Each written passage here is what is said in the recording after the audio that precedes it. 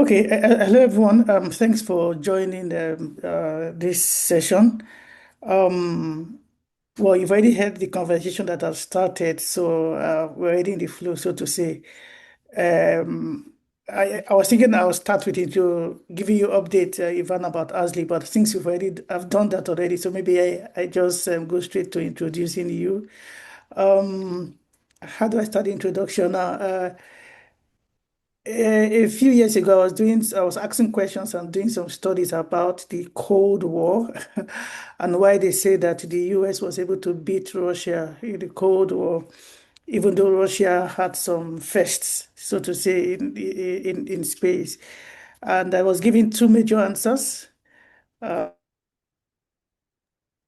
One was that the US built some capabilities in space policy.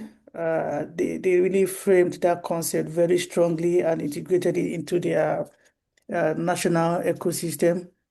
And the other was that they built a very strong systems engineering framework.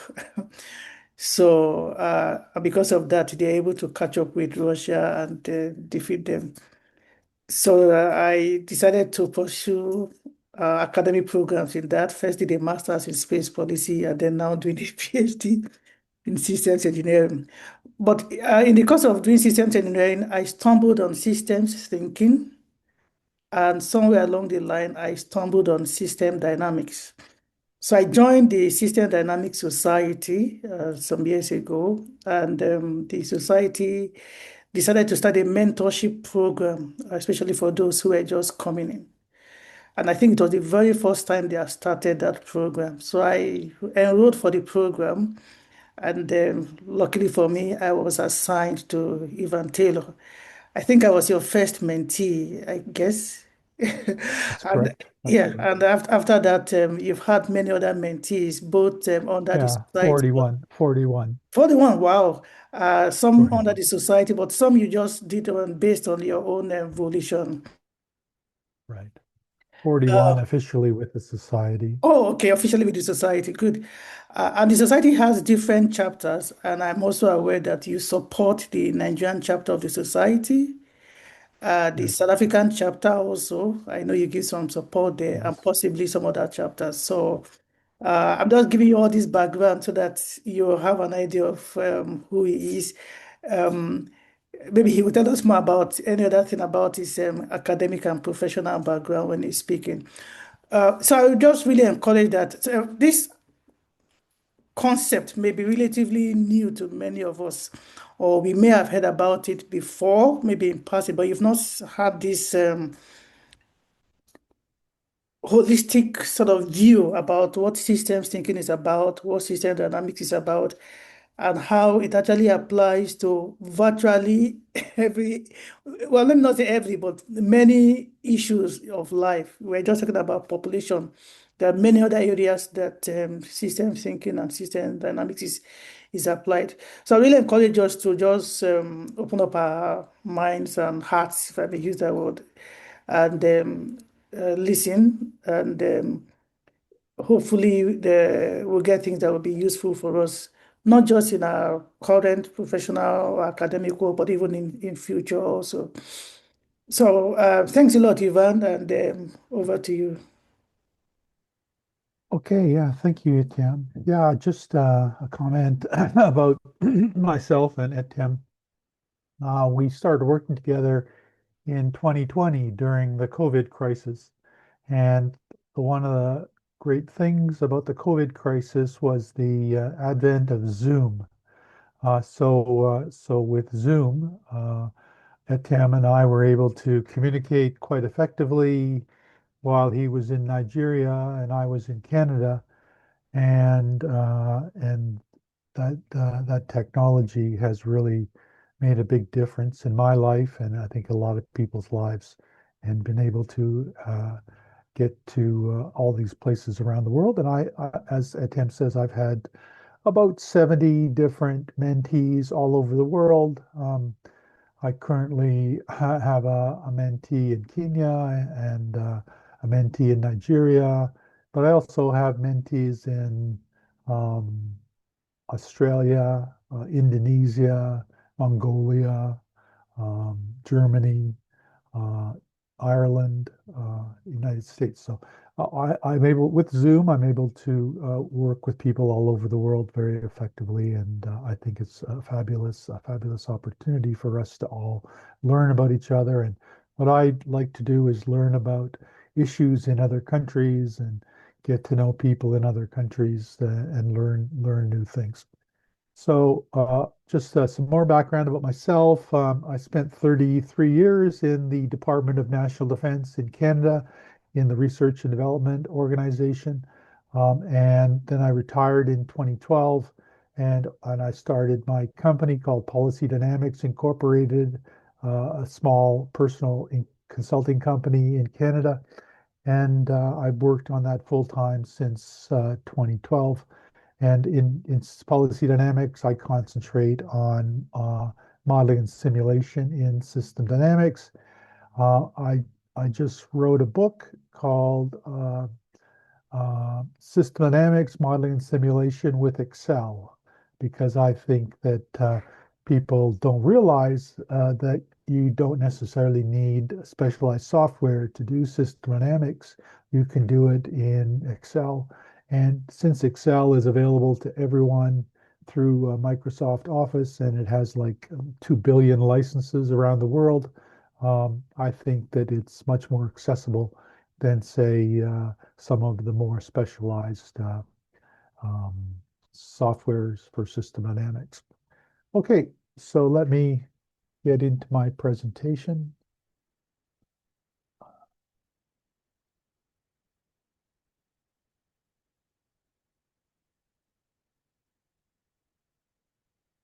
So my presentation today is called Systems Thinking and System Dynamics for Space Leadership.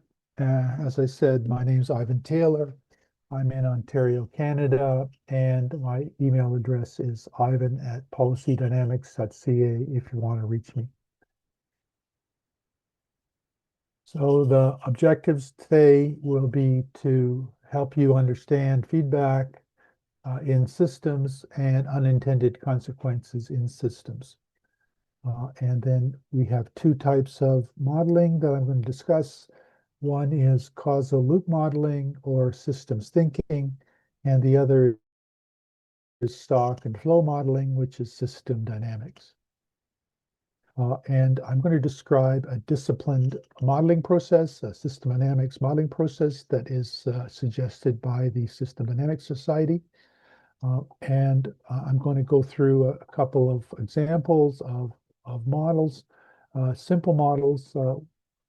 One is on population growth in Nigeria, and the other is a model of the Kessler syndrome, which is a model of the problems with space debris in low orbit satellites. Okay, and then I'm going to also talk about how I use AI to support my model development. And this is one thing that I think you can really take advantage of is that AI is moving quickly and becoming much better at programming. And you can probably do a lot of work. You can really advance your skills with the help of AI and improve your productivity with the help of AI. So I'll show you how I use AI, and that you might give you some ideas about how you could use AI in your modeling. And then, like I said, I'm going to talk about how you can apply systems thinking to space leadership. So, what's the system? You probably know what a system is, and one of the things is about systems thinking is that you consider holistically, you consider things holistically as opposed to a more reductionist approach, which breaks things into components and thinks of things separately. So you do have a system of interconnected elements. And the idea here is that we believe in system dynamics, that structure determines behavior. So the structure of the system will indicate the system will behave over time, um, and um, and if you want to change the behavior, you have to change the structure. So feedback is one of the things that is new to this field, and new about this field. And feedback, I'll get into this in more detail, but it creates unintended consequences. So every system has intended behavior and unintended behavior. And sometimes the unintended behavior is good, um, and sometimes it's bad. So, for example, in drug therapy, sometimes the unintended behavior is actually very positive. Like, for example, I'm diabetic, and I know that there's a very popular uh, diabetic medicine that not only helps with diabetes and blood sugar levels, glucose levels, but also they found it actually extends people's lives and helps them in many other ways. Um, and then and then also too, we recognize that when you get into systems thinking, basically it's something that once you know about it, everything looks like a system to you. And you can never get systems out of your mind once you understand systems thinking. But the issue is that since everything's connected, systems can become very big and very complex. So if you want to actually do any modeling or any problem solving, you have to set a boundary on the system. So you have to say, what is going to be included in my model and what's going to be excluded from my model. And that's the boundary of the system. And the boundary is often hard to define. You want to include everything necessary to address the problem, but you want to keep it simple as well. So you want a parsimonious model, but you want it large enough to and widely bounded enough to actually solve the problem you're facing.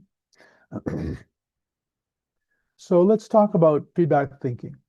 So linear thinking is that A causes B and B causes C. So this is a cause and effect model. And this is the way a lot of reductionist thinking works. Um, However, systems thinking is circular in nature. So A causes B, B causes C, and C causes A.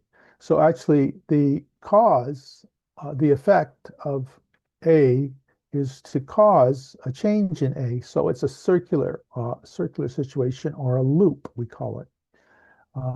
And so causal loop diagrams, which is what I'll show you later, describe the feedback structure in a system. And the feedback structure can lead to interesting behaviors. And then the stock and flow models, which I'll talk about as well, are the quantitative models, and they can simulate behavior over time. So the feedback explains why interventions can produce delays and indirect or unintended results. So feedback is the key to systems thinking. So there's two types of modeling that we talk about in systems thinking. One is qualitative models, which are causal loop diagrams, and I'll get into that in more detail. And then these involve links, polarities, and feedback loops. And then the other is quantitative models, which are stock and flow diagrams, which are the basis of system dynamics. And they involve differential equations solved using numerical methods, and I'll show you how that's done. And then you have units of measure, which is very important. Everything needs to be measured, and the numbers, the equations have to be unit consistent. And it involves parameters, and the parameters are the external variables outside the model boundary that influence the model, and I'll get into that as well. So feedback, causal loop diagrams, they describe the feedback structure, and the variables are connected by causal relationships. So a lot of times I will talk to social scientists and I will explain causal loop diagrams in terms they understand and say they're similar to correlation matrices. However, they're not correlation, they're causation. And so that's an important difference. And however, as I said, most social scientists are aware of correlation matrix. And you can generate similar causal matrices as well. So they involve reinforcing loops which amplify change and balancing loops which seek a goal and therefore resist change. And the loop structure, as I said, helps explain the behavior over time. So let's look at the way the notation works. So we have a polarity of the connections between the variables. So we have two variables such as national investment in space technology and the technology achievement that's achieved from that investment. So we have an arrow that connects national investment to technology achievement, and we have an S here representing the same direction. Some people use a plus sign to represent a positive relationship. I like to use the S, which means same direction. So an increase in the national investment can lead to an increase in the technical achievement. They move in the same direction. And of course, you can move in the opposite direction. So, so for example, a budget, national investment is not unlimited. So you can have a budgetary strain created by increases in national investment, and the budgetary strain will lead to a decrease in national investment. So these things move in the opposite direction. An increase in budgetal strain leads to a decrease in national investment. And then we have delays. So for example, in this case, we have uh, technology achievement, and with the delay, we can see that we can get international prestige from technological achievement.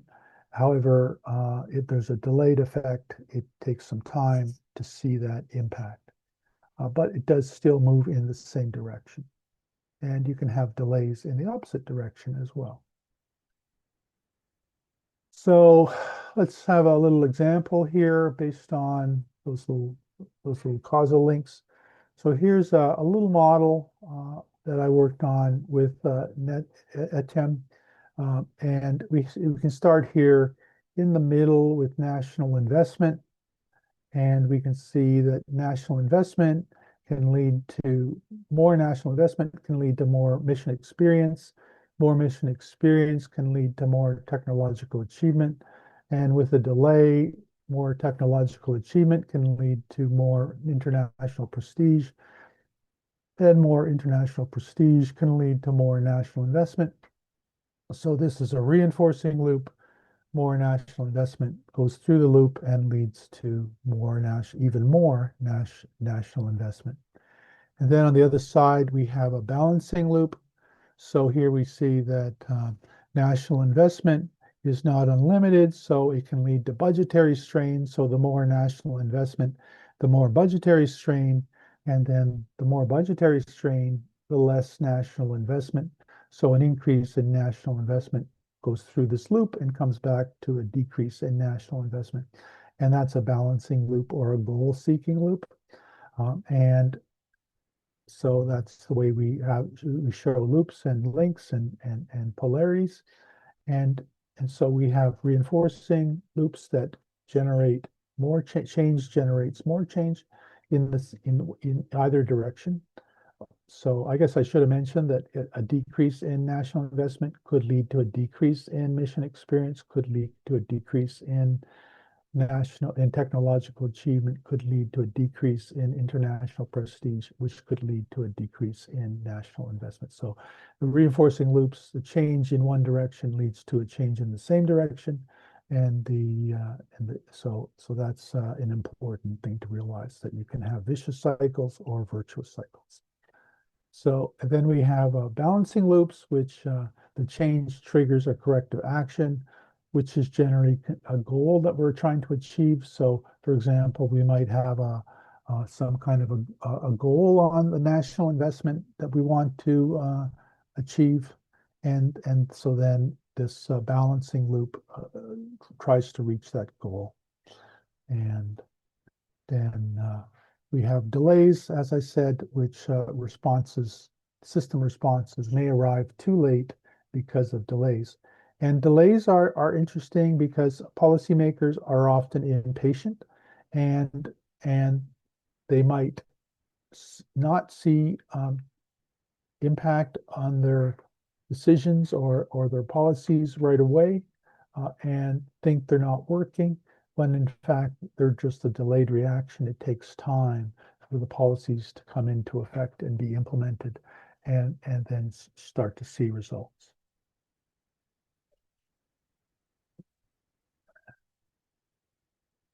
So how do loops and causal loops work together? Here's a more extended version of the model that Tim and I worked on. So we have over here on the left upper right-hand corner is this reinforcing loop number one that I've already talked about, and balancing loop number one, which I've already talked about. And then we have two more reinforcing loops, 2 and 3, and one more balancing loop. And this is a model that I worked with the Tim on space leadership, and I presented to the African Space Leadership Institute in a previous lecture a couple years ago. So now we talk about system dynamics, and we work in system dynamics. We're going to talk about behavior over time. So it begins with a dynamic problem or a policy issue, and then we represent that policy issue or try to explain that problem in terms of in terms of causal loop diagrams. So in terms of feedback, try to explain what caused the problem in terms of feedback. And then we convert the causal loop diagrams to stock and flow models, which are quantitative models, like system dynamics models. And then the stock and flow models can be used to simulate quantitatively the system behavior over time. And then we can test policies before they're implemented to see whether they'll have the intended effect or have some unintended effect. So here's a small system dynamics model. And we have a stock shown as a box in the software. And this is an accumulation of something that can be measured. It could be qualitative, such as prestige, or it could be quantitative, such as missions or debris. Anyway, so there's a stock here, and it's measured in some units. And then there's a flow, which is an arrow with a valve into the stock or out of the stock, which is measured in units per time, for either units per year, units per month, units per day, for example.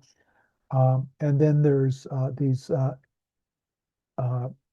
parameters or constants that are outside the model boundary. The model boundary is just the endogenous variables, and the capital lettered variables here are exogenous. They are input to the model. And then there's calculated values such as the gap between the current stock level and the desired stock level. And that gap is calculated, and that's an auxiliary variable.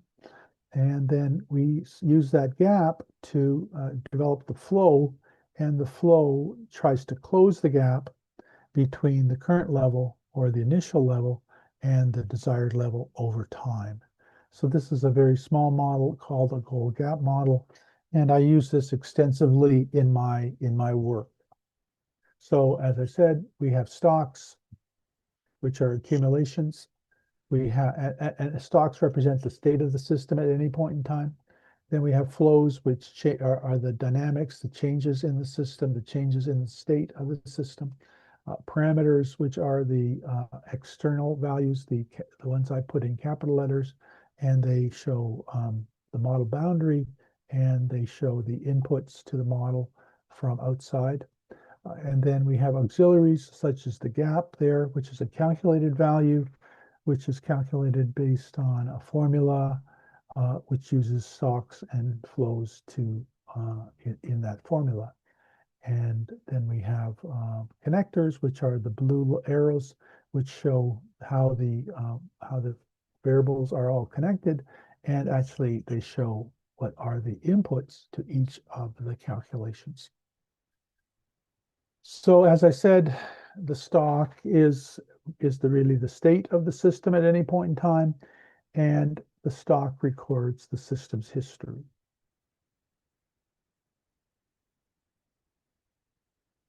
So now I'm going to talk about equations. So as I said, system dynamics is a quantitative modeling technique. It uses equations, and however, these equations tend to be fairly simple. They're just arithmetic. Most of them are just addition, subtraction, multiplication, and division. So you should be able to almost tell what the equation is by just looking at the stock and flow model. So let's take a look at this model that we had in the previous slide. Let's say we had an initial stock level of 100 units and a desired stock level of 200 units. So then we have a gap calculated, which is the desired stock minus the current stock. So that's the gap, the difference between that we want to close. And then we want to have an inflow to the stock, which is the gap divided by the time to adjust or the time to close the gap. And then we have the stock calculation is actually numerical integration. So we call it integ, which is an integration formula. And the formula basically is based on the inflow and the initial stock. And so this is actually an integration. So it's calculus, but it's numerical integration, which is quite simple. And I'll show you how that's done in the next slide. So here we have a table, and we can generate this table in the software like Vensim that I use, or we can generate it in a spreadsheet. You can see that we have a table with rows, and each row is a step in time, and we're stepping through time 1 month at a time. And then we have the columns. So we have a column for the flow here, and we have a column for the stock. So what happens is that we start with an initial stock in time 0 of 100 units, and then we calculate the flow between time 0 and month 1, the end of the first month. And then what we do is we find the stock value at the beginning of the first at the end of the first month or the beginning of the second month, and we just take the initial stock value and add the flow, and we multiply it by the time step. We multiply the flow by the time step, but the time step here is 1, so that makes it quite easy. We just add this 8.33 to 100, and we get this new stock value for the time 1. And then we calculate time 2 stock flow, and we add that to the stock. We get a new value for the stock. And then we calculate the flow for that stock and add it to the stock to get a new stock in time 3. We calculate the flow in time 3 and add it, and we get the stock in time 4, and so on and so on. So basically, we work through this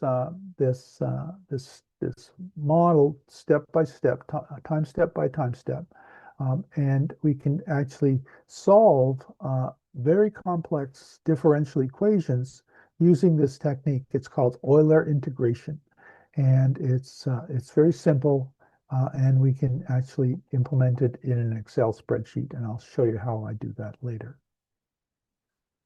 So just want to show you the output here. So here's the output from this little model. It's a goal gap model. So we have the current stock level in red. And we see here that it started at 100 units. And over time, we reached the desired level, desired stock level of 200 units over time. And the gap reduces. So over time, the gap closes to close to zero um, when we start to get closer to the desired level. So this is the output. So the output, I guess the key points here are that we have the behavior we want to see in some kind of units on the vertical axis, and then we have time on the x-axis, which shows the behavior over time of the variables of interest. And in this case, the stock approaches its target gradually because the corrective flow declines with the gap. So now I'll get into the suggested methodology that the System Dynamics Society describes on ways to connect problems to policies, in this case, using system dynamics. So this is the approach they suggest. So first we look at a dynamic problem. So this is an issue of some kind of behavior over time, where maybe we have historical records of the behavior in a reference mode, so we can see a trend happening. And maybe that trend is going in the wrong direction. So we have a feared state that we in the future we think things are going to get worse, for example, and then we have a desired state where we hope to change that dynamic and move the system in a better direction. Another scenario that I often see is a situation where we have things going well and things improving, and what we want to see is things improve faster and not stall out and stop improving. So that's another case where actually the problem is to actually get more of a good thing rather than stall out and stop getting the good thing that we're looking for. So that's the reference mode, shows the behavior over time in the historical sense. And then we want to look at the behavior over time in the future based on that. So the next step is to formulate the dynamic hypothesis, which is the causal loop diagram that uses feedback to explain the behavior in the reference mode. And then we build a quantitative model based on this causal loop diagram, dynamic hypothesis. And then we test and validate and calibrate the model. And when we calibrate the model, we often look at taking the quantitative model and trying to match the results in the historical case, looking backwards to determine whether the model can explain the behavior in the past in the reference mode. So we match the model output to the reference mode to see whether we get a good match. And I'll talk about that a little bit in my examples.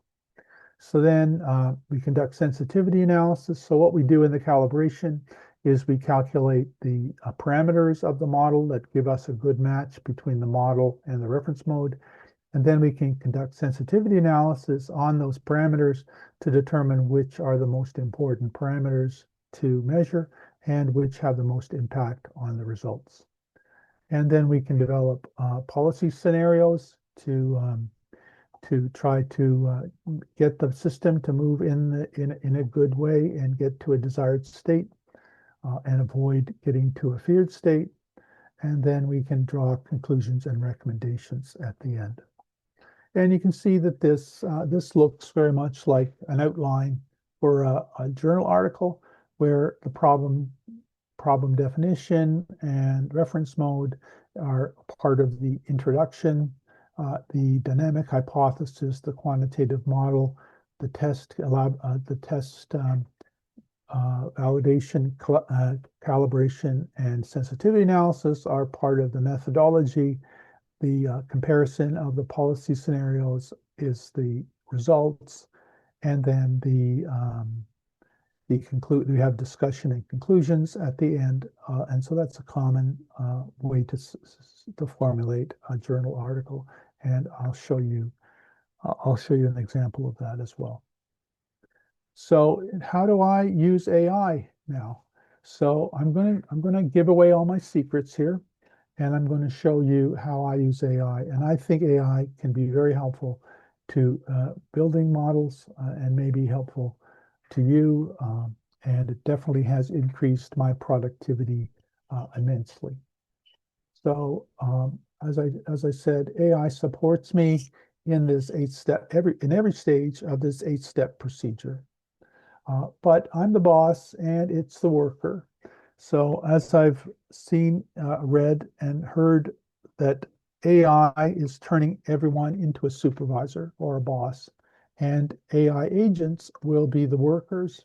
And basically, all we will do will be checking the work of our agents and ensuring that the work is correct, maybe correcting them and getting them to improve their work. But basically, we'll be bosses and AI will be the worker. And what I do is I get ChatGPT to produce text files for me on queries that I ask. I'll show you some of those. So then these text files I use as raw, through the raw output from AI. And then I take that as input. I take the raw output as input and I input that into the Vensim software. So there's a manual step, a human in the loop here, where I take the raw output and with the human in the loop, I put it into the Vensim software and during that process, I'm validating that the model is doing what I want. And then I work iteratively with ChatGPT to perfect the model. So generally, the first draft of a model is not ideal, and we need to correct it. And so I will work with ChatGPT step by step as we try to improve the model and perfect it. And then I'll get ChatGPT to help me with the documentation of the model, and I'll evaluate the model for publishability or presentability, and then it may require further corrections, further improvements before it's publishable or presentable. And then together we can pick a target journal to possibly publish in, and then we work together on writing the paper. But I remain responsible for the final product.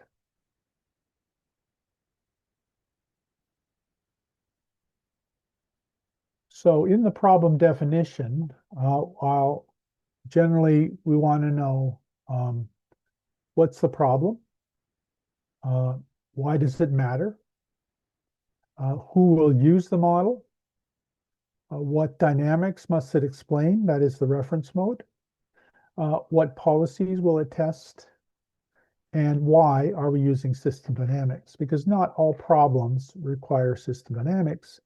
And reviewers will ask, well, what's the value of using system dynamics over just normal econometrics, let's say? So, so that's the basics problem definition, and that's basically the introduction to a paper. So we need to answer all those questions in the introduction.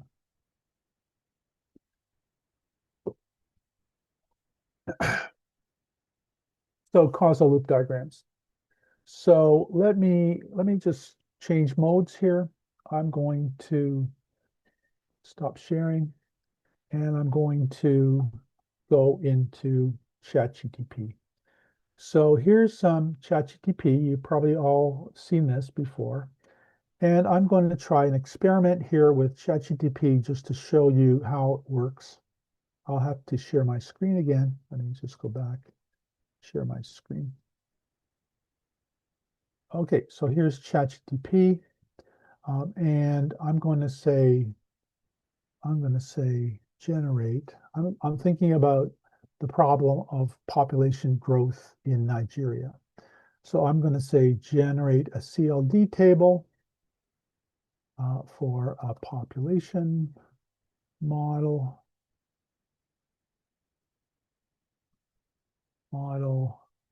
with crude birth and death rates. So this is now, so I'll give it a little more specificity. It knows what I'm talking about because I've done this so many times. But what I'm going to do is I'm going to tell it to be specific about the table. So in the table, each row is a loop. And then the first column is the loop number. The second column is the loop name. And the third column is the causal chain.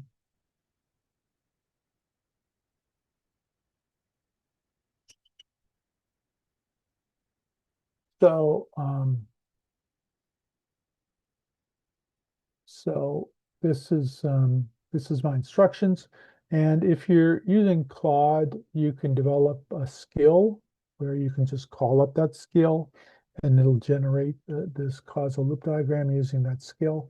I don't use Claude that much yet, but I know it's a good program and I know many people use it very effectively. So let's see what the output is created here. So I'll just ask it to do this and then see what I get as a result. And this is what I was expecting. So we have two loops. We have a growth rate loop, and we have a decline loop. And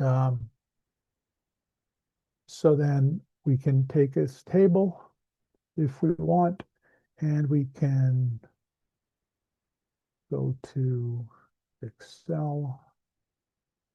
So let's go back here and share the screen. So now we can go to Excel and we can put it in Excel like this. And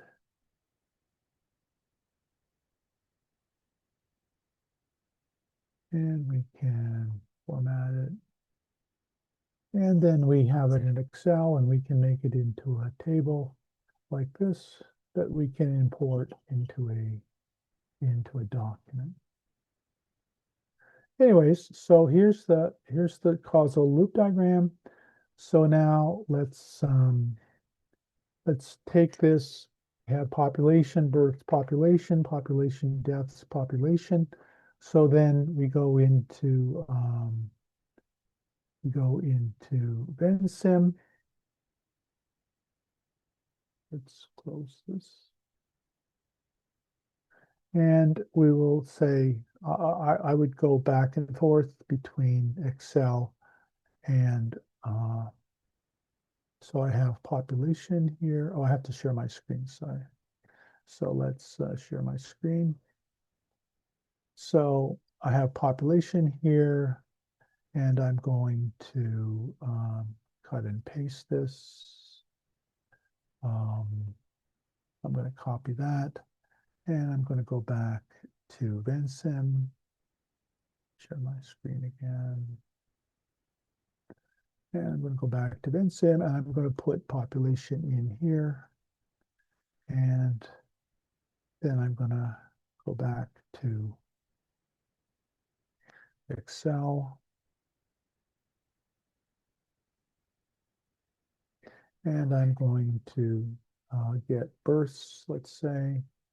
So I'm going to take births and I'm going to copy that. And I'm going to go back to Vensim. And I'm going to share my screen again. So I'm going to put births in here. And then I will connect the births to the population and the population to the births. And then I'll put in some comments. So the first thing I'll do is I'll put in this S, the same as a comment. And I will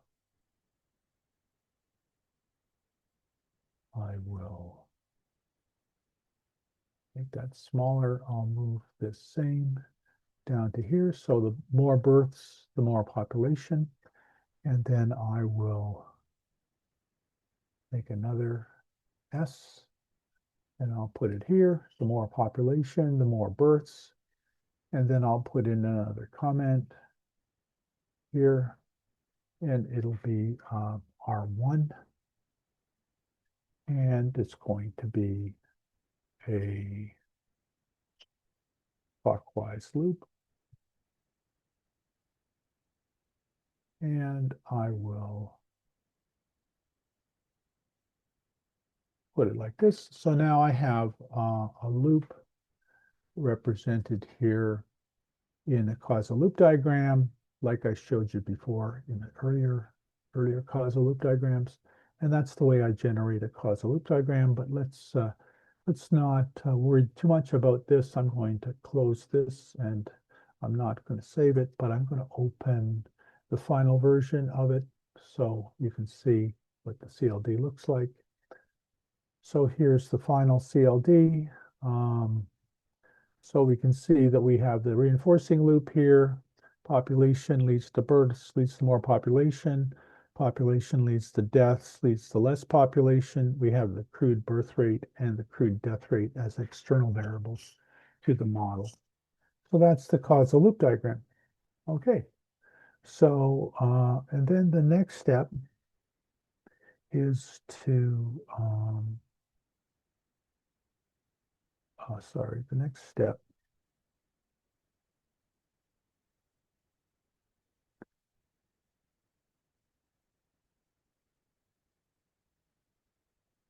the next step is to ask, let's generate the equations, I'll say the Vensim equations, because I use Vensim software. Equations for this model applied to Nigeria.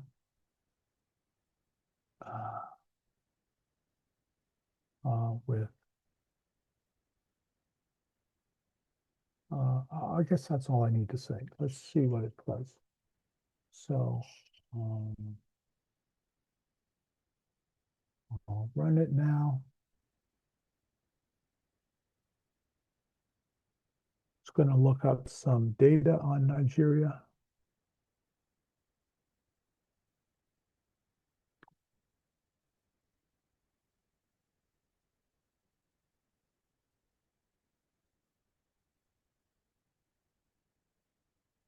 So here's the model generated.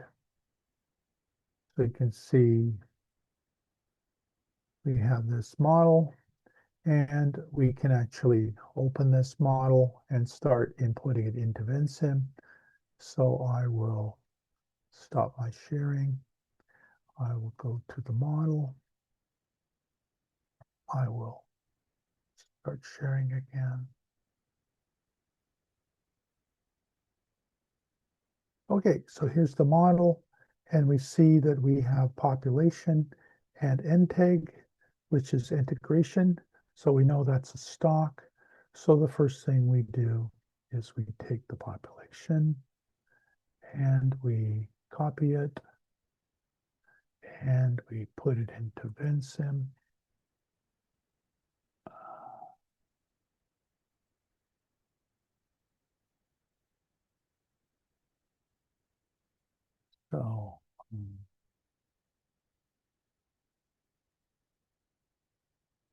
So we put the stock into Vensim, and then we'll call it population. And we have now a box for population. And then we go back to the text file. So we will go back to the text file, and we'll take the births as an inflow, copy that, and go back to Vensim, and we will write a flow in. So there's a flow, and we'll call it verse. And then we go back to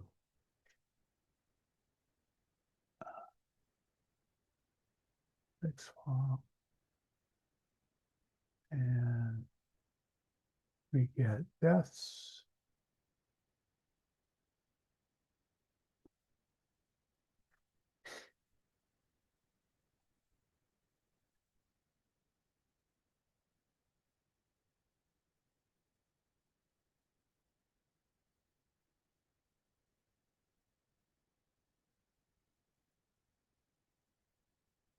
So we have deaths. And then we can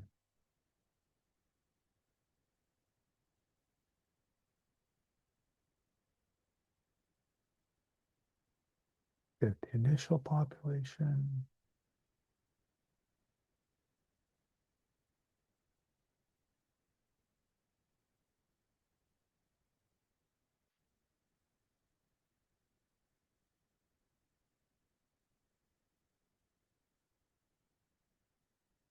And we make the initial population an auxiliary variable.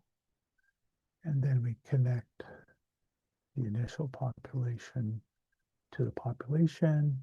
And we look at the formula for population. And we see the population formula is integ births minus deaths. And we put the initial population there in that. And we can put a comment here. So let's do that. So let's stop sharing here. And let's go back to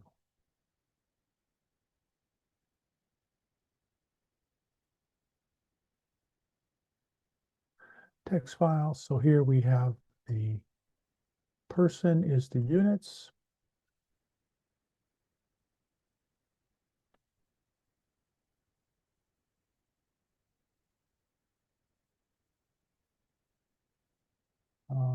Okay. So then go back to here, and we put person in here. Oops, sorry. No, that's put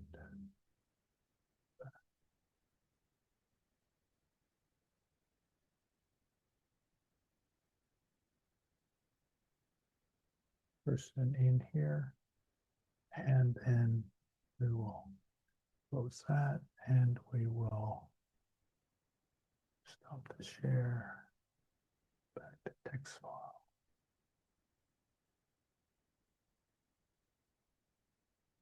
And I'll take the comment. This is a comment here. And it's sometimes nice to have comments in your program. So here's the comment, and I will sharing.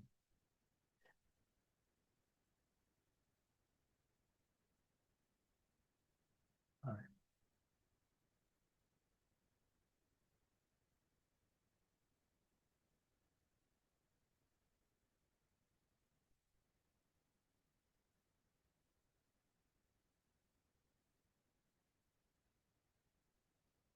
Put the comment in here. Okay, so now I have the beginnings of a model. I won't bore you with more development, but I'll just go straight to the model that the final version of the model. And So here's the final version of the model. We have a population, we have births, we have deaths. We have the initial population. I put it in capital letters because it's an external parameter, crude birth rate and the crude death rate. Okay, and now if you want, you can convert this to an Excel spreadsheet. So what I do then is I will go to the equations. So here's the equations that were generated by my inputs. And I will view these and copy them. And then I will go to Excel.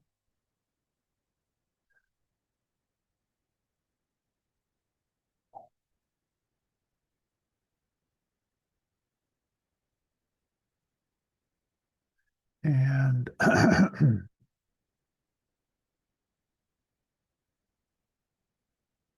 I will put these equations into Excel. So there's the equations in Excel. And then I copy these equations and I put them in a row. So I transpose them and I give myself some space to start putting the parameters in. So I will insert some columns. And the first column, I will say it is parameter. And the second is value. And the third is units. And the next one is time. So then I can do some manipulation of the rows. So the first thing I do is I take the units of the first formula and I will put them here. So then I'll take the equation for the first formula and put it here. And then I'm going to ignore the comment. So then I'm going to delete that. And then I take um, the date. This is an external variable because it's all caps. And I'll put that here. So here's the crude birth rate. And then I will delete that. And then here's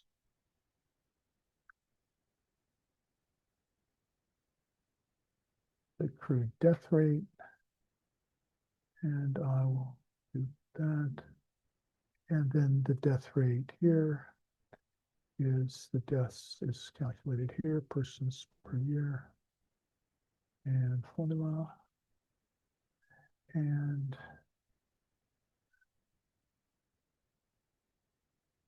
then I have the initial population.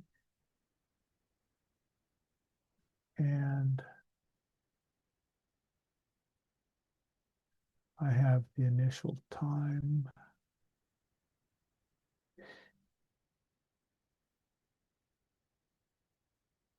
And then I have the population.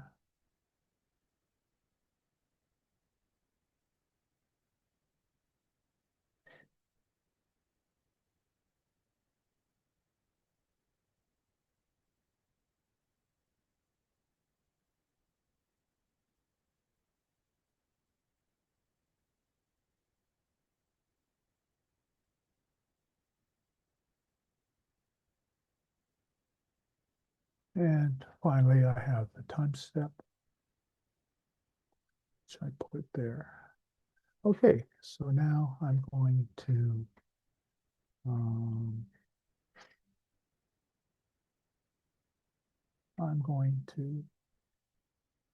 clean this up a little bit. So now I'll say that the program starts in 2024 and it uses a 2.25-year time step. And I'll say I'm going to extend this.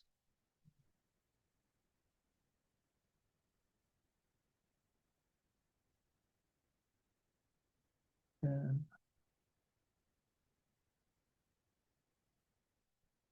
then I will say the time starts in the initial time here, and the the next time step is this plus the time step.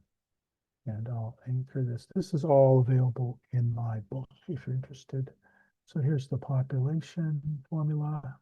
So I go here and I say, I'm going to replace this with the population and replace this with the crude birth rate here. And I'll write this. So, and then add this. So this is the death rate. So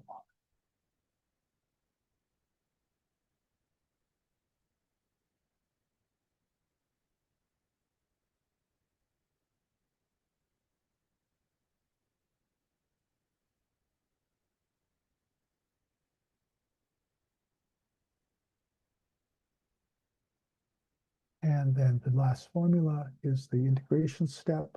So I take the previous step and then I add the births minus the deaths times the time step.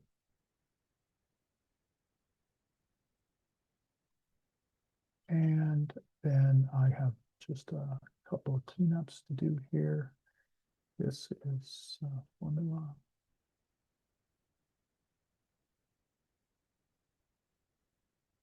And now I'm going to extend this.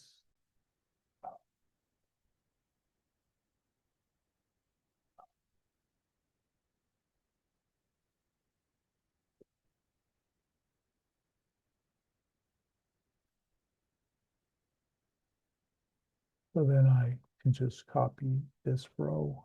This is all available in my book if interested. And you can see here the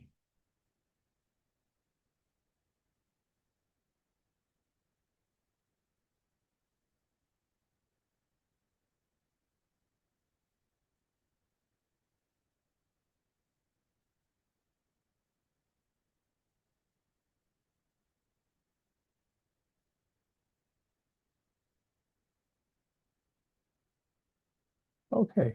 So now we can graph this. So we will. I'll do one more thing.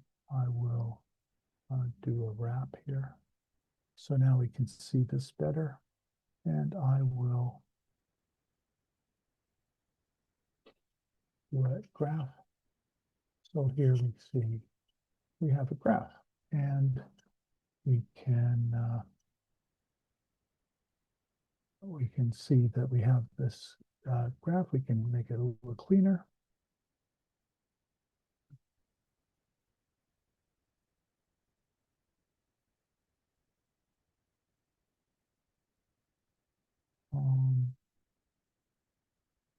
And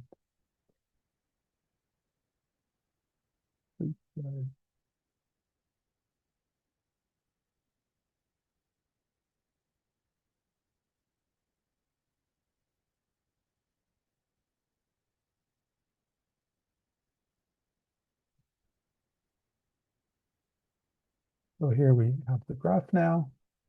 And one of the good things I think about using Excel is you can build an interface like this. And let's say that we want to see if there's different things could happen with the population. So let's say the death rate increases because of an epidemic. So here we now see that immediately the results, and we see a population decline created by an epidemic. and and or we could see, for example, a decline in the birth rate, and that would lead to a smaller, this is the scale is different, but it would lead to a smaller decline in the population if the birth rate declined. So this is something I find useful, is to see the results immediately as soon as you make a change to the variable. Now let's just do one more thing. I just want to show you that the results in this spreadsheet are identical to the Vensim results. So I'll look at the value for 2050 and go back to the model. Sorry, go back to Vensim. And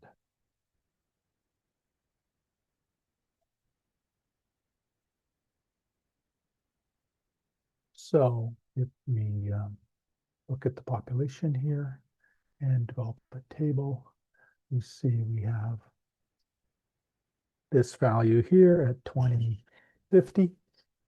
So I will see if I can cut that and go back to Excel.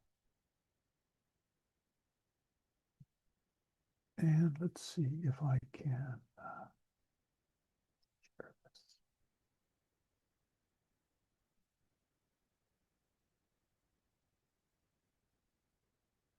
So there's the two values, and if I say this is the Vensim value and this is the Excel value, if I subtract the Excel value from the Vensim value from the Excel value, I have a very small difference of 179 people out of 400 billion.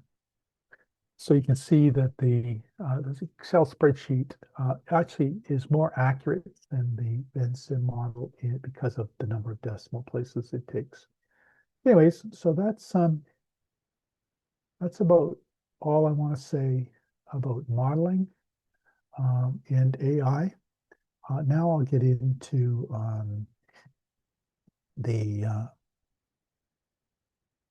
I'll just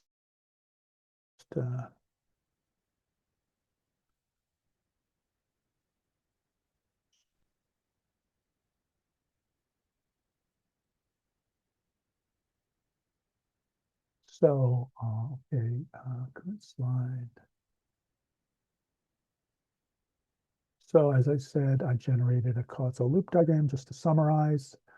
Causal loop table with these rows as a loop, each loop in a row, and the first column as a loop number, the second column as the loop name, the third column as the causal chain. And I was able to generate this causal loop diagram. Then I asked for a stock and flow diagram. I said, build this Vensim model as output as a text file with equations, parameters, and units. And I got this model. And then I challenge the model.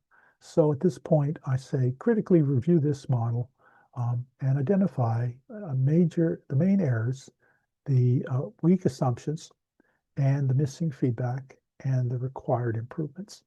So I took that and I put this model into ChatGPT, and I asked it to critically review this model, and it came up with this table of issues. And you can see here that the stock and flow structure is correct. So it said retain that. The birth feedback loop is correct reinforcing loop, and so retain that. The death feedback loop is a correct balancing loop, so retain that. However, the birth rates and death rates are held constant for the entire simulation. So you need to clearly state this assumption or introduce time varying rates. Migration is excluded, and this is acceptable for natural growth modeling. Otherwise, add net migration. Age structure is excluded, so add age cohorts for serious demographic projections. Validation, there's no historical comparison, so test the model against observed Nigerian population data. And policy relevance, very limited. add determinants of fertility, mortality, or migration if policy analysis is intended. So this is a simple model. I don't expect it to be very policy relevant. But if I wanted to improve it, this is giving me suggestions on what I need to do to improve it. So, so then AI is not perfect. So it's it's doing better, but I still find it gets confused. And when I'm making changes, I have to be very careful to maintain version control because occasionally it'll start going off track and I'll start making changes. And then I realize it's off track and I have to go back to a previous version and start again. So not all the suggested changes that AI makes to a model are correct. And as I said, I do a human in the loop here to not allow AI to just randomly change the program. I actually control the changes. And so it can create new errors while fixing others. And I've seen that many times where I'll change something to supposedly improve some model somewhere, and it'll make an error some other place. And using it by doing this iteratively, you can waste a considerable amount of time because it does take time to make the changes, and it also you sometimes have to go back and start again. So it does waste a considerable amount of time. But I feel it's worth it in the long run when we perfect a model. So I test every change. I do not assume that AI is correct. Then I ask AI whether this is a model is novel and whether it would be a publishable model. So I say, could this model support a publishable journal article and identify its original contribution, its major weaknesses, evidence required, suitable journals. And then I asked the AI about this population model, and it said no, it's not journal quality. The model is too elementary to support an original research article. It produces a standard population identity, population change equals births minus death, with fixed crude birth and death rates. This is useful for teaching system dynamics, and in fact, I use this model throughout my textbook on using Excel for system dynamics, and it demonstrates exponential growth, but neither the structure nor the result is novel. It could become publishable if it were expanded around a substantive research question about Nigeria's population transition or demographic transition and tested against historical data and established demographic projections. I think that's being very optimistic.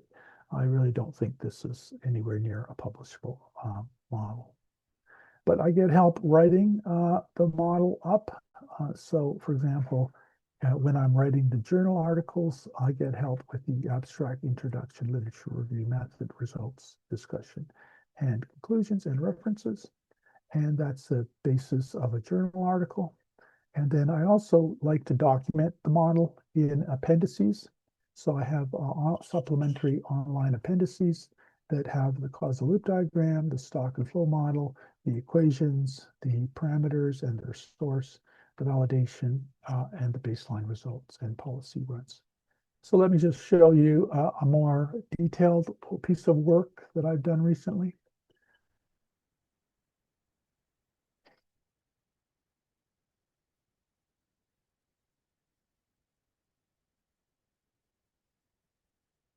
So this is a paper I'm working on hospitals. It's called the hospital doom loop, and it's about overcrowding in hospitals. And I got AI to help me with the writing the model and then writing the abstract and the introduction, the literature review, the, the method, the results, um, the policy analysis, and the discussion, and then the references. I guess the conclusion is quite short here. The references, then I get into the online supplementary appendices. So I have the causal loop diagram and the causal loop table. You can see that this model has a much more extensive causal loop diagram. And then I get into the stock and flow diagrams. So we have each of the views in the Vensim model, and we have a little description of what's going on in this view. And we have a very complex model here, as you can see. And then we get into the formulas. So here for transparency, I provide all of the equations. And there's over 100 equations here. And then I get into the parameters. So that this is the parameters that I used in the baseline case. And then I get into the validation. This is the validation I did. And then I get into the policies for simulation. So here's the policy results in graphical terms. And that's an example of a paper that I'm working on right now. It's not published. I don't know if it will be published, but I'm hoping it'll be published, and it's one of my more recent papers showing how I'm using AI.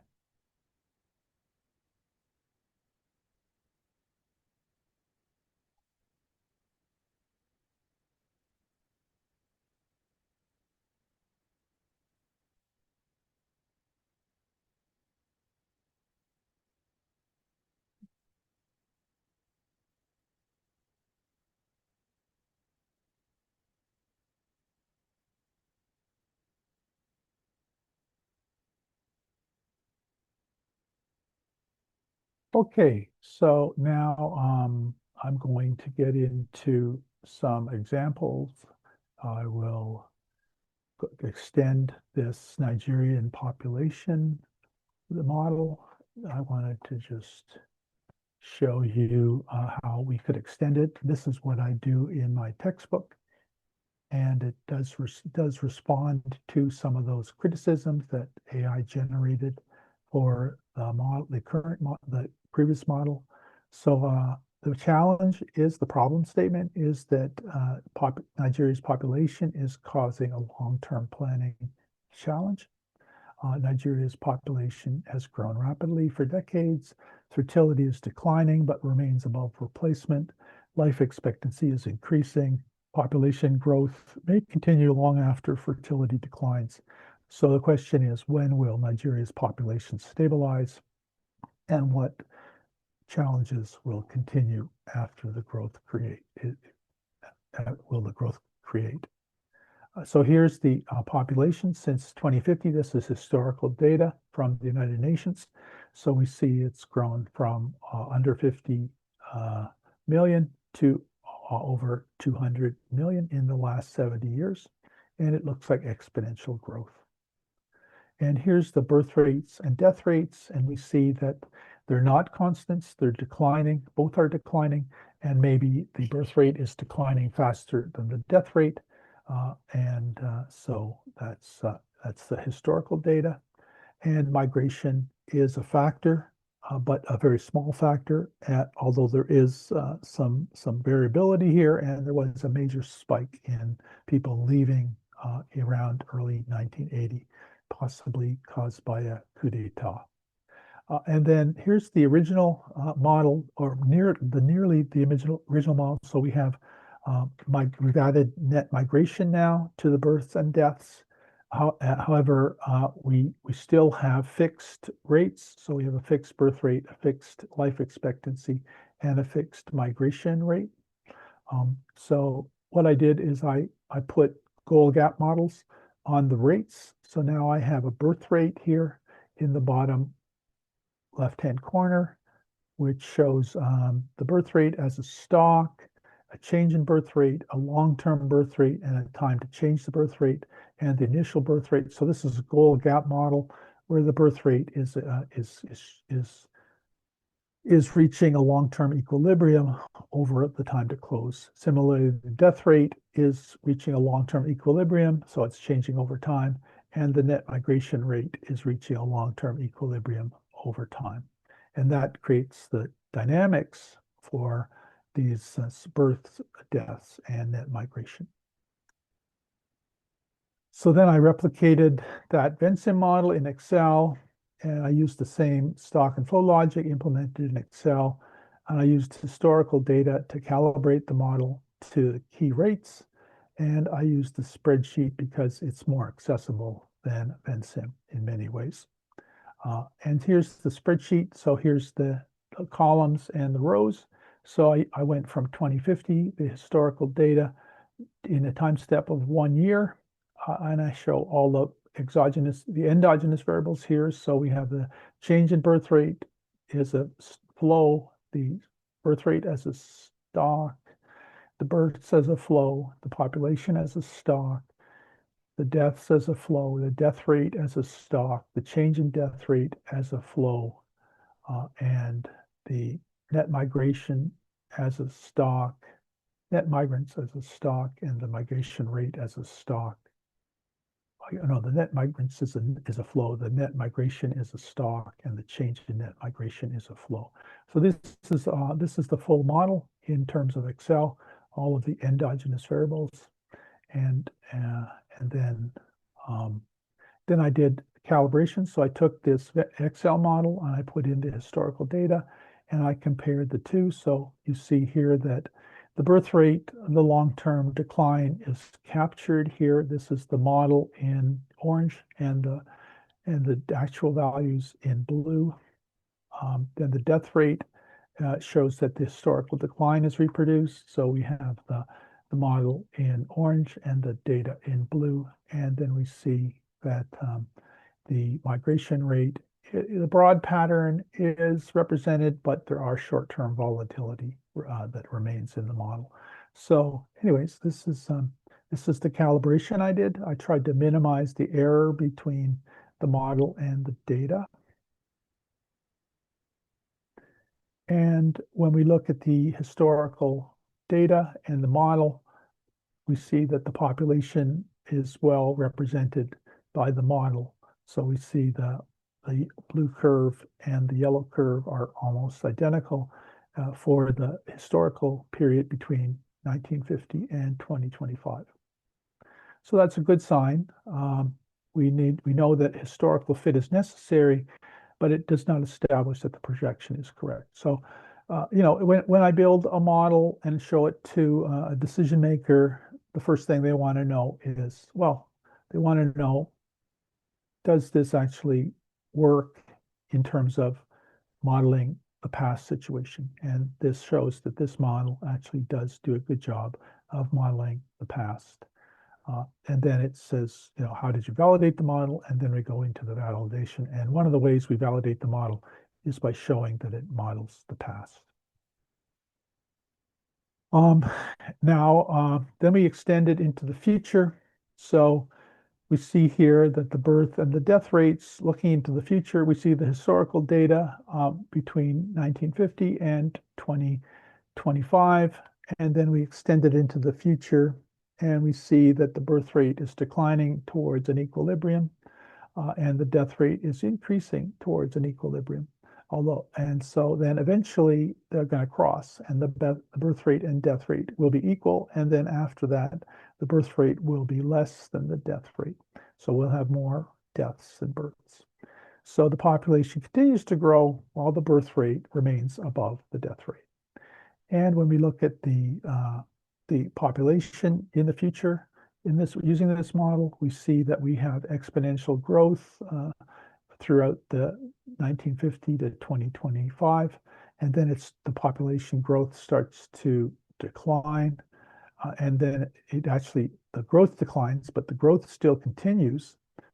The population growth still continues, although the growth rate declines, and then we have the peak around 2017, and then we see a declining population after 2017. So even though Nigeria's population is growing exponentially right now, We don't expect it to grow forever. Exponential growth is not sustainable.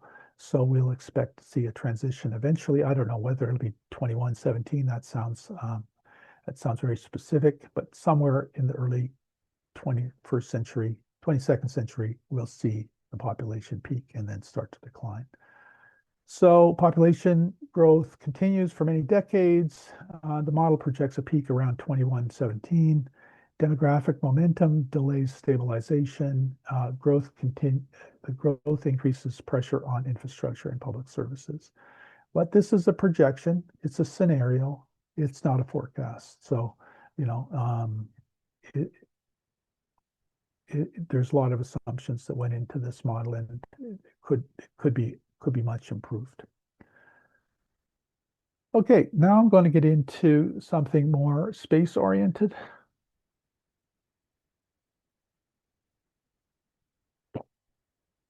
This is a theory that was proposed quite a few years ago, called the Kessler syndrome, and it involves space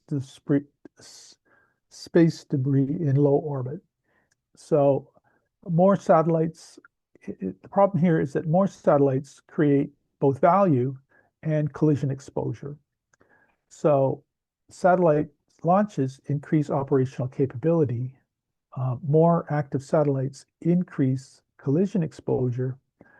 Collisions generate additional debris, and debris increases the probability of future collisions. So the question is whether the system contains a self-reinforcing debris mechanism.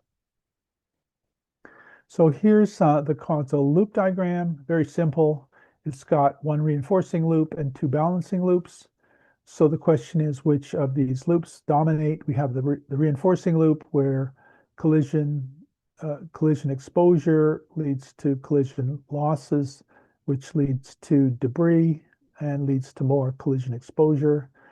And then we have a balancing loop, which says that more active satellites leads to more exposure, leads to more active satellite losses, leads to less active satellites, and active satellites lead to more end of life of satellites, and then that leads to less active satellites. So we have two balancing loops and one reinforcing loop. This is very simple, but the question is, which is the dominant loop? And we don't know until we actually quantify this. We can definitely speculate at this point, but we don't know for sure whether which loops dominate.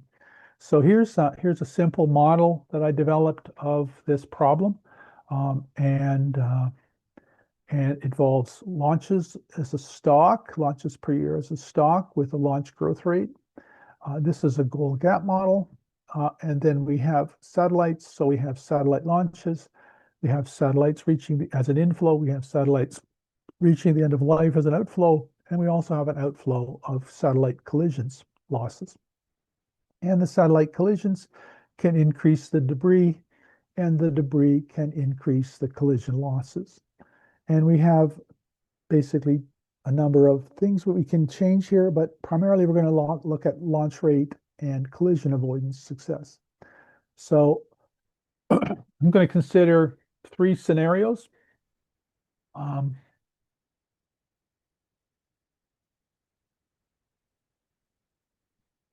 The business as usual scenario has a growth rate of 3% and a collision avoidance of 90%. The weak governance scenario has a growth rate of 5% and a collision avoidance of 80%.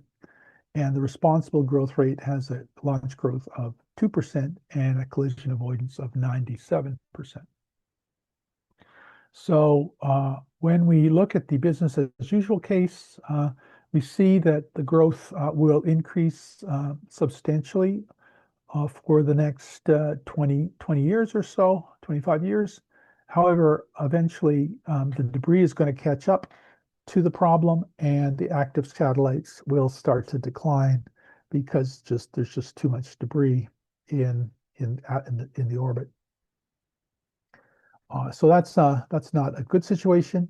However, active satellite population begins to decline after collision losses increase. So then if we have weak governance, we see that the problem is even much worse. That basically weak governance suggests that the problem will occur much earlier and be much more severe. That basically, if we don't manage this problem effectively, it's going to lead to serious amounts of debris in the orbit and a lot of losses of satellites. So faster launches cannot compensate for deteriorating collision conditions. And then we have the responsible growth, and we see that this is a much better situation. And the green line shows responsible growth, where we can continue seeing growth past 2050. And even though it's slightly slower, it's more sustainable. So lower launch growth and stronger collision avoidance can preserve long-term operational capacity. Now, looking at debris, we see that the debris grows very fast in the weak governance stage. There's tons and tons of debris. In the business as usual, it starts to increase substantially around 2050. And in the responsible governance, it remains quite low past 2050. So debris accumulation is difficult to reverse once the reinforcing loop starts to dominate. So conclusions here are that launch growth initially increases operational capability. More satellites also increase collision exposure. Collisions remove satellites and generate debris, and debris creates additional collision risk. And weak governance favors short-term growth over long-term sustainability. And responsible governance reduces risk of systemic decline. So let's just go summarize this whole presentation. Is that systems are shaped by feedback, accumulation, and delays, and that causal loop diagrams explain why behavior emerges. Feedback loops explain why behavior emerges. Stock and flow quantitative models show how behavior changes over time. And policies must be evaluated for delayed and unintended consequences. AI, as I tried to show you, accelerates the analysis, but does not replace modeling judgment. And space leadership requires attention to long-term system viability. So applications to space leaders is strategic planning, policy design and testing, capability development, risk and resilience analysis, stakeholder alignment, technological investment decisions, and we can use models to expose assumptions before those assumptions become commitments. Here's some recommended readings that you might want to look into. Donella Meadows' books, Thinking of Systems, is a classic, and it's a very good introduction to system thinking and system dynamics. Peter Senge's book, The Fifth Discipline, is very good for organizational learning, and especially causal loop diagrams and something he calls archetypes. And then John Sterman's book, Business Dynamics, is the Bible of system dynamics. It's the classic system dynamics textbook for most system dynamics courses in universities. It's a very big book. It's over 1,000 pages long, very detailed. There's thousands and thousands of references that it uses. It's very comprehensive, and I've used it to teach courses in system dynamics. You can also look at my recent book, just came out this year, called System Dynamics Modeling and Simulation with Excel. It's a smaller book with a lot less detail than Sterman's book. It starts with some basic introduction. The first 8 chapters are basically the basics of system dynamics modeling using Excel. And then the last 6 chapters are case studies based on papers I've written that were published and peer reviewed. And so I show how these models can be converted to Excel and used in publishing papers and developing policy analysis. You can also look at the Systems Thinker, System Dynamics Society website, and the Water Center for Systems Thinking. So that's my presentation. My final thought is that where I want to ask you, where could feedback thinking and carefully governed AI improve your decisions? Open the floor to questions and comments, and you can always reach me at ivan@policydynamics.ca, or you can reach me on LinkedIn. I have a pretty active LinkedIn page, and hopefully Etam will share this video with me, and I will be able to post it on my LinkedIn page. Thank you very much.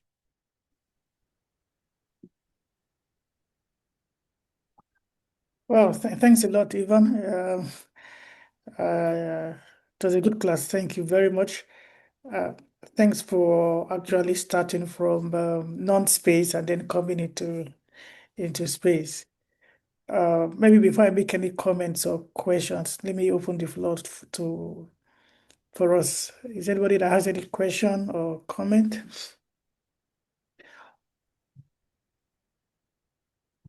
Maybe why people are putting their thoughts together. Let me go back to the foundations, Ivan.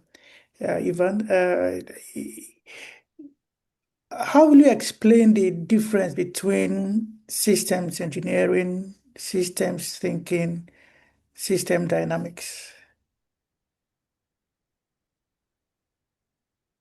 Well, I think systems thinking is the foundation of both systems engineering and system dynamics. So system thinking is more abstract, and it's the general basis of both systems engineering and system dynamics.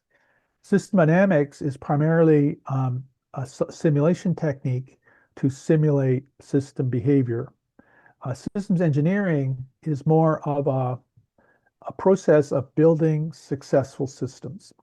So system engineering is less, as it seems, engineering, and engineers are interested in building things.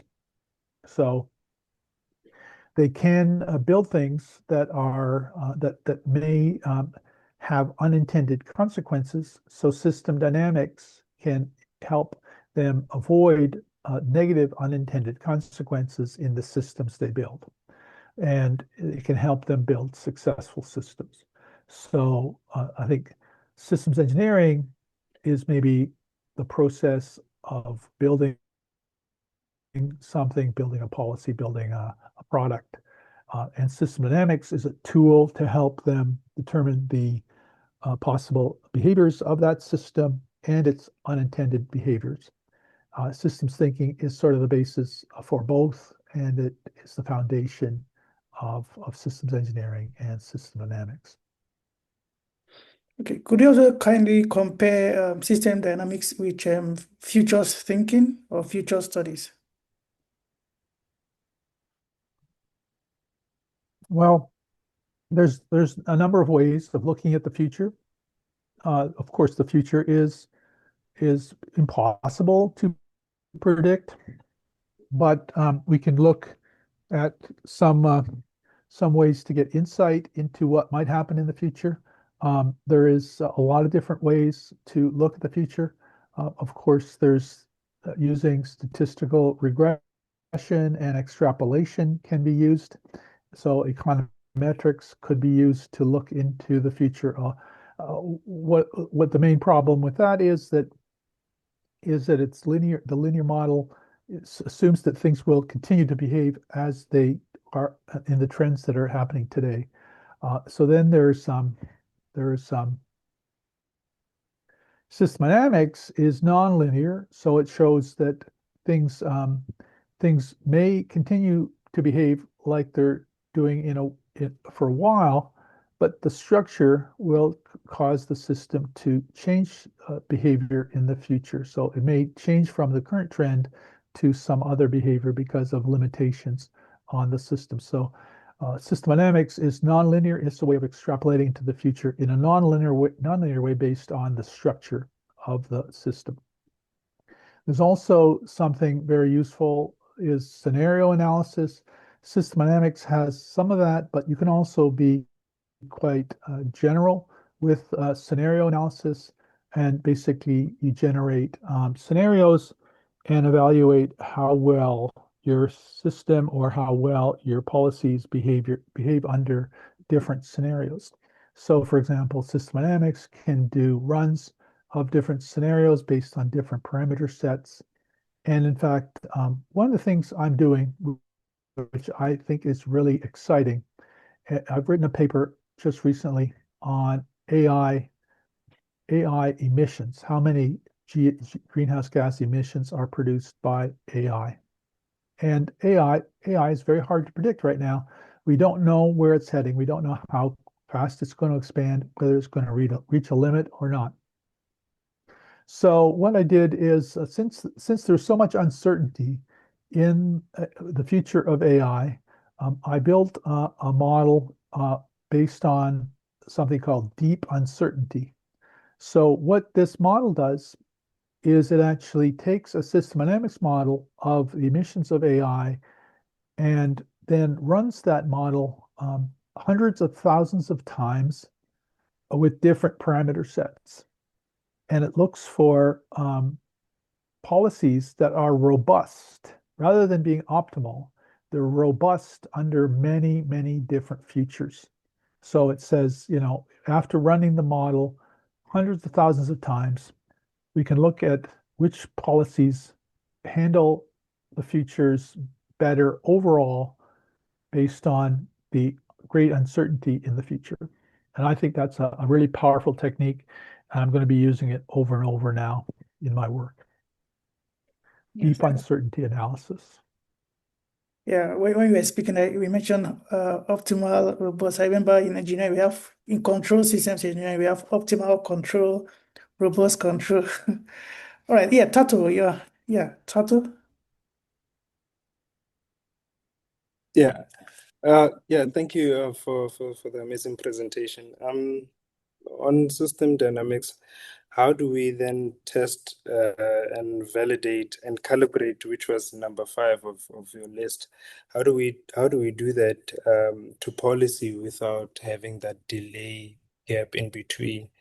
And secondly, you showed a slide on what would happen if we have, the number of satellites versus weak governance. How do we make sure that uh, we don't have weak governance and there's a smooth handover from the current leadership to, the next administration? Thank you. Yeah, that's those are great questions.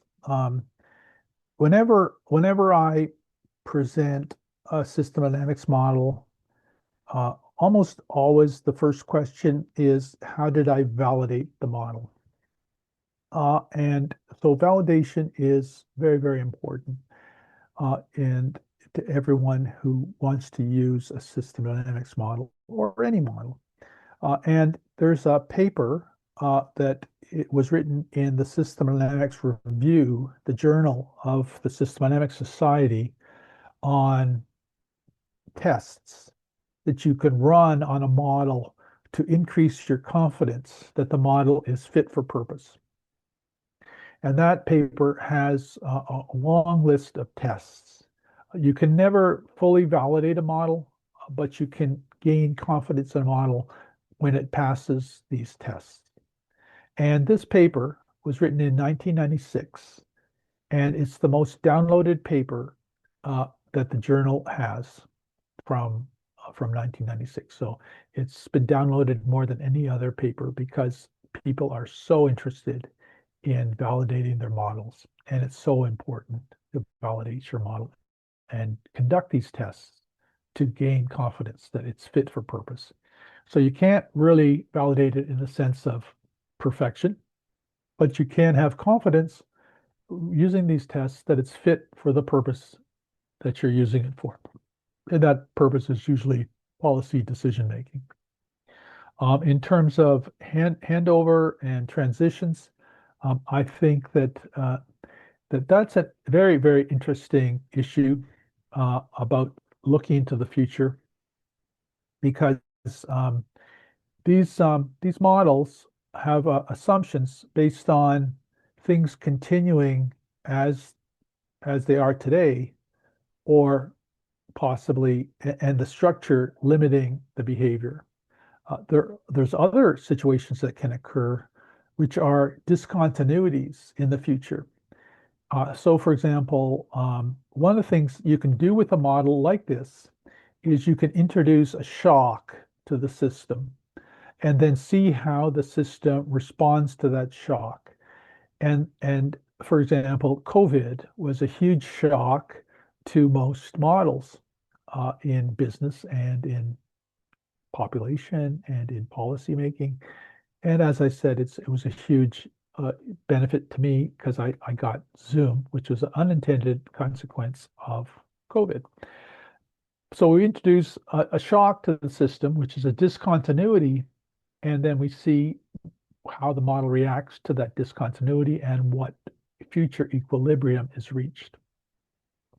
And so it's very easy to take a model and introduce a shock to the model by introducing some kind of a step change in the behavior and a step change in one of the parameters. And so that was where maybe you might be able to look at regime change or transitions in leaders to say, you know, at that point, there's an opportunity for a shock to the system, and that shock could lead to good things or it could lead to bad things.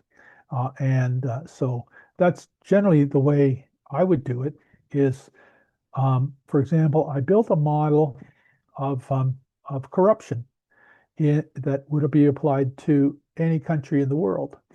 And that model is based on the political cycle.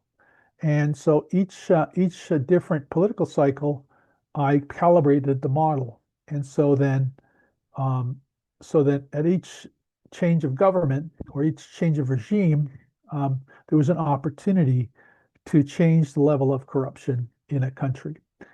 So that was one thing I did to show regime change and how it could affect, for example, corruption.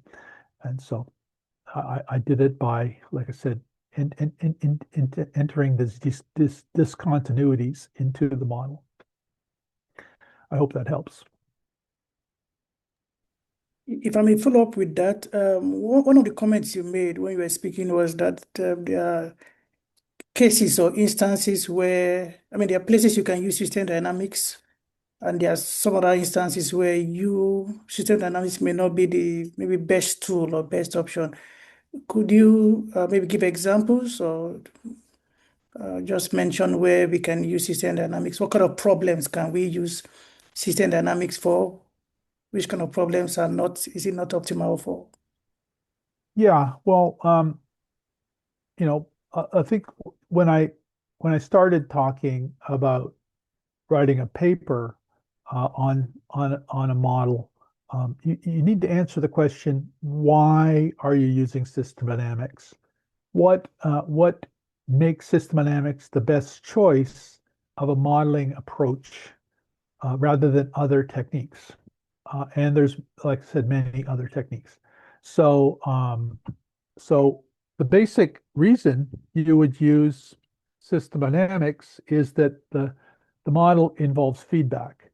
And feedback is very well, as I said, modeled in system dynamics. So that's the primary reason you would use it. So if there's no feedback in the model, if there's no need to include feedback, you can use other simpler techniques. And obviously, one of the simpler techniques is econometrics, which is basically using statistical analysis on historical data and doing linear projections or log linear projections into the future. There's other more complicated methods than econometrics, but basically a lot of them are statistically related. And they sort of don't require the modeling of feedback. So that's the bottom line is you would use system dynamics when you think that feedback is causing the problem or causing the behavior. Franklin, I'll call you shortly. Just something I just wanted to also clarify because, like you mentioned, unintended consequences. there are times you're trying to solve an issue, but it's not obvious that there's a feedback somewhere. How do you, should I say, identify a problem where there's a feedback? Because if you don't use system dynamics, you may not know that there's feedback. So it's almost like a chicken and egg problem. So so how do you go about that? What I mean is, do we first of all try and use system dynamics in every problem, and then if there's no feedback, then we use another method, or or how do we go about it? What do you advise? Yeah, um, I think that every dynamic system has feedback. I guess there are static systems that maybe don't have feedback. For example, one of the techniques that I used to use when I was working in defense was optimization, and that's basically linear regression. And in linear regression, they look for an optimal solution, uh, but they don't have feedback in an optimization. Uh, so, um, so if you're looking for an optimal solution that's static, that you can implement and it doesn't change over time, then I think something like optimization or linear programming could be very useful. Uh, However, as I said, um, optimization can be very sensitive uh, to the initial conditions. You can have an optimal solution that's not robust. So, for example, if you just deviate slightly from the optimum, you can see that there's major reductions in success. So, so optimization is good for static problems, but it may not be robust. And I'm looking now at more robust solutions using system dynamics and deep uncertainty. Does that help? Thank you. Yes, that's helped. And just for the sake of colleagues, a dynamic system is basically a system that changes over a period of time. So in most systems that change over a period of time, or which we call dynamic system, usually have feedback in most cases, but not in all cases. Basically. Right. Yeah. Frankson, I saw your hand up earlier. Yeah, well, thanks, Etim, and thanks, Evan as well. Where do I start? Yeah, so it's like kind of intervention to this. So I've been writing a paper on complexity thinking and energy provision, right? And I've gotten to a point to realize that in most cases, when we talk of kind of systems thinking, it's very good at identifying the structure or the components of that particular system that we are working on, but really good at then trying to establish the relationship between these different parts within the system. And surely, when thinking about predictive behavior, ideally, you would also want to know how part A interacts with part B or part C interacts with part B, which when you try to map out, most of the times, especially in policy studies and stuff, you come to realize more fit around these ideas of a wicked problem, right? Simply because one, you've got problem definition issues, so you can't really all agree on what the problem is at the moment.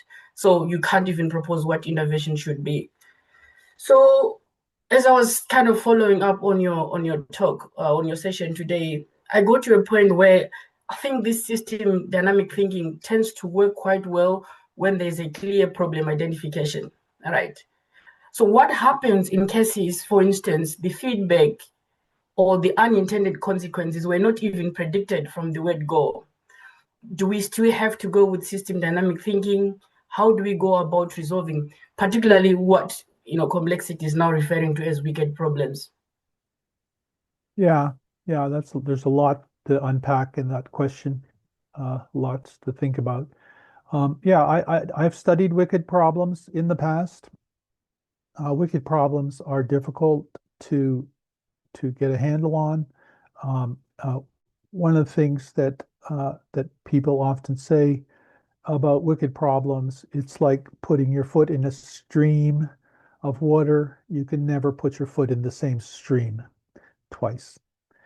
So wicked problems are just another aspect of wicked problems is that observation of the problem changes the problem, sort of like quantum mechanics. Um, and um,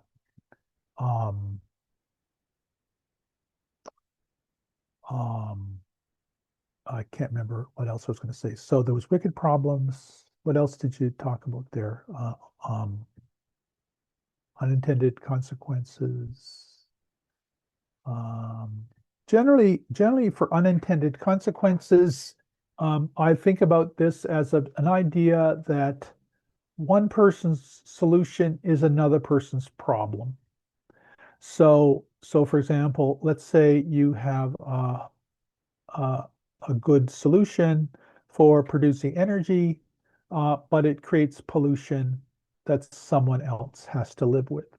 So for example, even very good policies, like for example, I'm working with a fellow in Ghana, trying to build a bioenergy plant that's going to use agricultural waste to produce energy.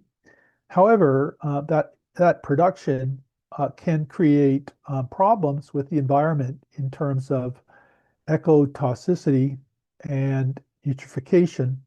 So even though you're doing a good thing by using agricultural waste to produce energy and possibly reducing greenhouse gas emissions, you're also creating problems in the environment in other ways. Uh, so um, so you have to you have trade-offs, and everything in life involves trade-offs. Um, you can't really get something for free. You have to look at both the positives and the negatives of every decision. And that's where seeing the unintended consequences ahead of time can be very useful to you in your decision making.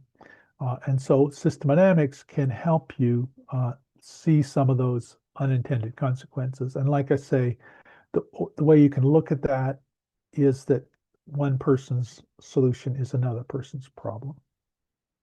Was there something else that you mentioned that I missed? No, that's it. But maybe as kind of my last question, if I think you'd permit or if time allows. But yeah, more of a comment really, and this is something that I've come across in literature as well, that somehow the kind of power aspects they are not present in systems thinking, and yet in reality societies is an exchange of power, between different parts, especially for instance your last slides when you were talking about space leadership, or in kind of in space policy arena. It's all about power, and yet space or kind of system thinking is quite, whether deliberately, well, should I use ignorant about power, or they choose not to engage power? I don't know. Yeah, it's an interesting perspective on power. When I was doing my PhD, I was looking at something called the principal agent problem. And the principal agent problem is that the boss or the principal um, has an objective that they want to achieve. And so they want to achieve the objective with by getting the agent, the employee, or the person, the subordinate, to conduct some action. Now, the agent has its own objectives, different possibly from the principal's objectives. So, so you can have conflict when those objectives don't align. And so a big part of the principal agent problem is aligning incentives so that the objectives of the agent and the objectives of the principal align.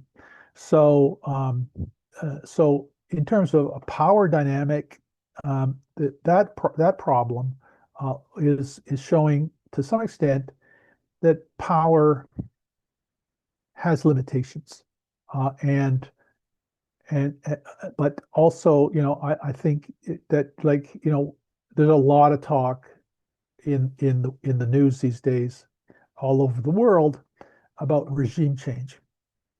And regime change is both an opportunity and a risk. So you can actually, have a policy, have a regime change that leads to a good result, or a regime change that leads to chaos.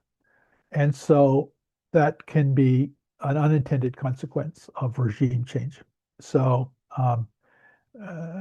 so I'm not there. I have seen, actually, I reviewed a paper for the System Dynamics conference, which was last week.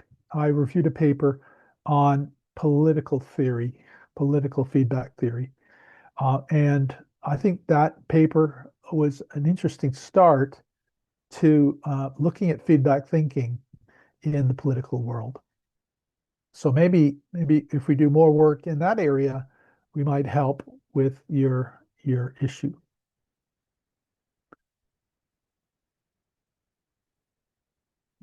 Yeah, thanks.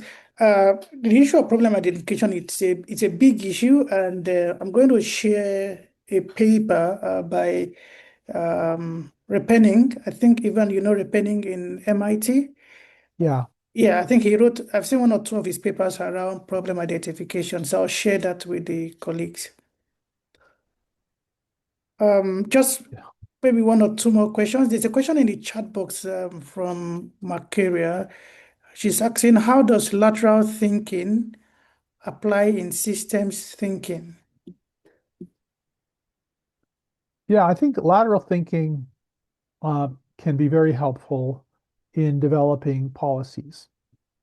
So lateral thinking is a form of creativity, the way I understand it. I studied lateral thinking, many years ago, and it's a form of creativity that you can use, you can apply to enhance your creativity. And so the way I would see lateral thinking used in system dynamics is through the creation of policy options that could be tested using a system dynamics model. So I think it has a lot of benefit. I really liked lateral thinking when I was studying it. I think that now I've embedded lateral thinking in my own brain so that I use it routinely without even knowing I'm using lateral thinking. So, so like I said, I think the benefit of lateral thinking is in the imagination, the envisioning of potential policy options. Going back to that previous question by Feng Tan, I think one of the things I guess I was thinking about was complexity. I think he mentioned complexity, and and one of the things about complexity is you've probably heard the phrase unknown unknowns. And complexity involves unknown unknowns. So if the system is complex, we really don't know anything about the there's basically a complex system is the system is undefined. And if the system is undefined, you can't model it. So, so what system dynamics can do is basically make hypotheses and say, okay, we can't really understand the problem because it's undefined. So let's make some assumptions. Let's test those assumptions and see where they lead in terms of behavior. And maybe, like I said, we can test many different assumptions about the system and see, which kind of uh,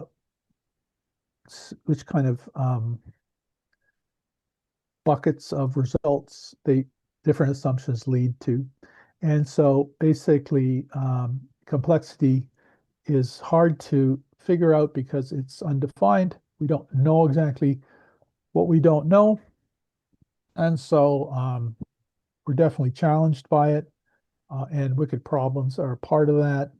But system dynamics is a way to study wicked problems and complexity by making assumptions and making hypotheses and testing the outcome of those assumptions and theories on a in an artificial environment.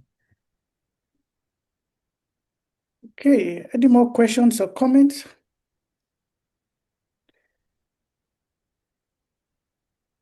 All right. Maybe just a final one from me. It's not in every instance that we want to do the modeling where we use whether it's Excel or the software is Ventim or the rest. Sometimes the CLD, the what's it called now? Something loop diagrams. The CLD diagram, it's sufficient. Causal-loop diagram, yeah. Yeah, causal-loop diagram. Thank you. Just keep my mind. Can you just help? Because I mean, even for not whether engineering or non-engineering, CLD diagrams are sort of sufficient. Could you just give us briefly how, do I say how to do a CLD? I mean, not the details, but I mean just surface level, but how to actually apply it in a policy problem. It's actually where I'm going to. Yeah, yeah, I do that a lot. Um, I um, I will start with a policy problem, and I'll use AI to help me generate a CLD, um, and um, and then I'll analyze the CLD for what's called leverage points. So a leverage point is a place where a small change can have a big impact, and that's a very valuable thing to have. But the small change could have a positive impact or a negative impact. So you can have leverage points that are positive or leverage points that are negative. So also to system dynamics with that, so reinforcing loops can show leverage points where small changes can have big impacts. So that's a reinforcing loop. And then balancing loops show the opposite. They show where big changes have small impacts. So that's an important thing to know as well, because many people don't realize that even though they make a big change, it may not result in a big result. And they may be limited by institutions or people or resources or whatever, so that you think you're making a big change, you're expecting a big result, and you get a small result. And that's balancing loops are ways of identifying those situations. So if you can identify the reinforcing and balancing loops in a system, and like I say, I can use AI to help me do that, then you can determine the leverage points based on the reinforcing loops, and you can find the constraints based on the balancing loops. And I think that's a very valuable insight to make. However, when you look at the causal loop diagram, you can't really identify which is the dominant loop. What loop is going to be dominant? Is the reinforcing loop going to be dominant? Is the balancing loop going to be dominant? Maybe they're going to change dominance. One will be dominant for a while, and then it'll transition to the other being dominant. So you have to really build a stock and flow model and a quantitative model to determine this loop dominance. So even though causal loop diagrams are useful in giving you insights, they're also limited in their ability to really look at the impact of your decisions, because you can't determine from a causal loop diagram which loops are dominant. All right. Thanks a lot, Ivan. And well, colleagues, definitely we cannot get to become experts in system dynamics in a single class. So, so I think it's Yeah. excuse me. Let me just end on a point that we talked about earlier, Tim, is that I'm very, very active in mentoring, and if anyone in the Space Leadership Institute wants to be mentored in system dynamics, they can contact me and maybe we can set up a mentoring plan. Generally, my mentoring situation is that I meet with my mentees once a week or once every 2 weeks, and we work for about a year or 18 months on a particular problem that mentee is passionate about. And then usually we try to write a paper together at the end of that mentoring session. So if anyone wants mentoring in system dynamics, just contact me at ivan@policydynamics.ca or LinkedIn, and we can start talking about setting up a mentoring schedule. So be very happy to get more mentees and learn more about some of the problems in the Space Leadership Institute. Thank you, Ivan. And like I said earlier, system dynamics can be applied in different fields, different disciplines, health, education, development, so many. Supply chain. So like you mentioned, the International System Dynamics Conference is held every year. Last year, was it this year? It was in Netherlands, if I'm not mistaken. So, Yeah, so next year that it's people. in Cleveland, Ohio, in the United States. Okay, next year, right? Okay. So even if you're not sure whether a problem would require system dynamics, you could just share the problem with Ivan, and then he can advise on, okay, system dynamics is suitable for this. If not, he could also advise, and then you could try some other um, methodologies. All right, with that, I think we can close the session for today. Thanks a lot, Ivan, and I'll be speaking with you again shortly. Okay, have a good week for the rest of the week, and thank you very much for your time and your attention. And it was a real pleasure putting together this presentation and having an opportunity to present it. I hope that the recording will be available for people who couldn't attend or for people who want to look back and remind themselves about what happened. Yes, the record will be available. I'll also send it to you. And your book, I checked on Amazon. I've not seen it on Amazon. Is there? Oh, sure. I guess it's not on Amazon. I can send you a link to the publisher, Okay. and it's published by DeGrooter, and I can send you a link. It's very expensive, unfortunately, because it's a textbook for an MBA course. But yeah, if you're interested, you can talk to me, and we can talk about how to learn from the book. Yeah, I'll do It's that. basically a course. It's basically a course on system dynamics. Yeah, because we're also building a library at ASLI. So the first three books you mentioned, we have them already. So it'd be nice to have your book also in the library. Okay, great. I'll make sure you get a copy. All right. Yeah. Thank you. Thanks, everyone. So we see you tomorrow for our class. Thank you. Have a good rest of the day or good night. Yeah. Bye. Yeah, good night. Bye-bye.